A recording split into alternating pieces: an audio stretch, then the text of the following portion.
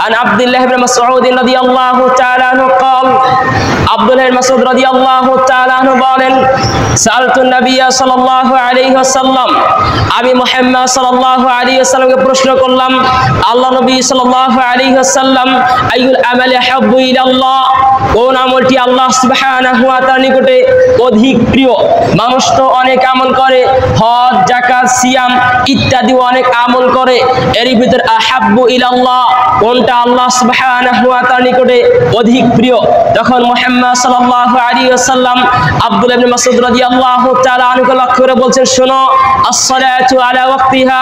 সময় মতো সালাত আদায় করা দুই পাঁচ ওয়াক্ত সালাত সময় মতো আদায় করবে এটা হচ্ছে আল্লাহ সুবহানাহু ওয়া তাআলার নিকটে অধিক প্রিয় পৃথিবীতে যত আমল আছে এর ভিতরে সবচেয়ে উত্তম আমল সবচেয়ে শ্রেষ্ঠ আমল হচ্ছে as-salatu ala waqtiha সময় মতো সালাত আদায় করা পাঁচ ওয়াক্ত সালাত সঠিকভাবে আদায় করবে জামাতের সাথে এটা আল্লাহ সুবহানাহু ওয়া তাআলার অধিক প্রিয়।